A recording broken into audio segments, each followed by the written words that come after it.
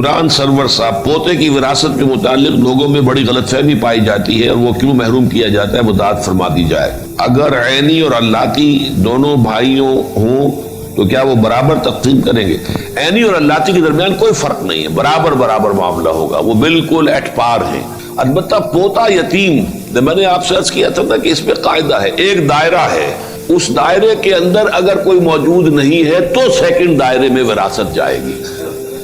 اگر تو کوئی بیٹا نہیں ہے، ایک شخص فوت ہوا ہے، اس کے 5 بیٹے تھے، 5 بیٹے جو ہیں وہ اس کی زندگی میں فوت ہو گئے، البتہ بیٹوں کی اولادیں ہیں، تو اب تو پوتے جو ہیں وارث ہو جائیں گے، اس لیے کہ پہلا دائرہ بالکل ختم ہو گیا۔ لیکن پہلے دائرے میں ایک بیٹا بھی موجود ہے تو پھر وہ یتیم پوتا جو ہے، جو بیٹا فوت ہو گیا، اس کی اولاد وہ جو ہے محجوب الارث کہلاتی ہے، اسے وراثت میں سے حصہ نہیں ملے گا۔ اس کو اصل میں منکرین حدیث نے بہت اٹھایا، غلام محمد پرویز نے اس پر بڑا اڈا لگایا اور بڑا جو ہے علماء کے اوپر اس پر تنقید کی ہے، لیکن اصول ہوتے ہیں، ہر معاملے کے اندر کچھ اصول ہیں، اصولوں کی زد میں کوئی شے آ جاتی ہے تو اس کو ماننا پڑتا ہے، پھر اصول یہی ہے۔ باقی یہ ہے کہ چونکہ یتیم پوتا وارث نہیں رہا، تہائی کی حد تک اس کی وصیت کی جا سکتی ہے۔ فوت ہونے والا دادا وہ اپنے یتیم پوتے کے لیے یا یتیم پوتوں کے لیے تہائی کی حد تک وصیت کر سکتا ہے یا اپنی زندگی میں ہبہ کر سکتا ہے۔ مطلب یہ کہ کمپنسیٹ کرنے کے تو بے شمار ہیں، ہبہ جو ہے وہ کر سکتا ہے کہ میرا یہ جو ہے بیٹا فوت ہو گیا تھا، اس کی اولاد ہے، میں اتنا ہبہ کر رہا ہوں، اس کا اختیار اس کو حاصل ہے۔ لیکن جہاں تک وراثت کا تقسیم کا معاملہ ہے، اگر ایک بیٹا موجود ہے تو پھر پوتا جو ہے سیکنڈ لائن تک وہ وراثت منتقل نہیں ہوگی۔ باپ موجود ہے تو دادا پر دادا کو وراثت منتقل نہیں ہوگی۔ ہو سکتا ہے کسی کی زندگی میں اس کا باپ تو فوت ہو جائے اور دادا جو ہے وہ موجود ہو، تو ٹھیک ہے، باپ نہیں ہے،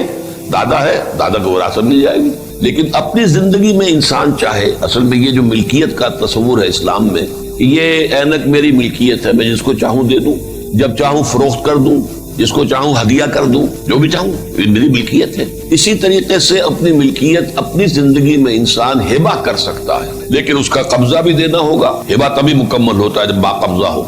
اور یہ کہ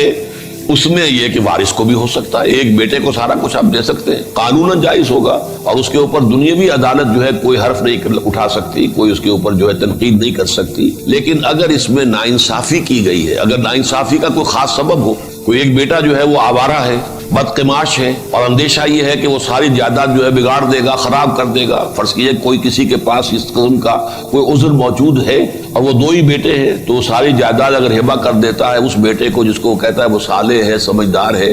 اب نفع نقصان کا جو ہے اس کو پورا فہم موجود ہے، تو اس کا جواز ہوگا۔ لیکن اگر ایسی کوئی شکل نہیں ہے اور خامخواہ جو ہے کسی ایک بیٹے کو آپ نے وراثت سے محروم کیا ہے، تو در حقیقت یہ بہت بڑا گناہ ہوگا۔ البتہ قانوناً اس کا حق حاصل ہے، آپ اپنی زندگی میں ہبہ کر سکتے ہیں، اور اس ہبہ کا معاملہ جو ہے وہ کسی ادارے کے نام پہ ہو سکتا ہے، کسی دینی کام کے لیے ہو سکتا ہے، کسی مدرسے کو ہو سکتا ہے، کسی اور درسگاہ کے لیے، کسی ہسپتال کے لیے، کسی فاؤنڈیشن کے لیے یہ ہبہ ہو سکتا ہے، اور اپنے وارثوں کے لیے بھی ہبہ ہو سکتا ہے۔ تو ہبہ اور ہے، وصیت علیحدہ شے ہے اور وراثت علیحدہ شے ہے۔ یہاں یہ کہ وراثت کا حق معین کیا گیا ہے، لیکن یہ کہ اسے لڑکے کے مقابلے میں آدھا رکھا گیا، اس کی وضاحت تو میں کر چکا ہوں، اور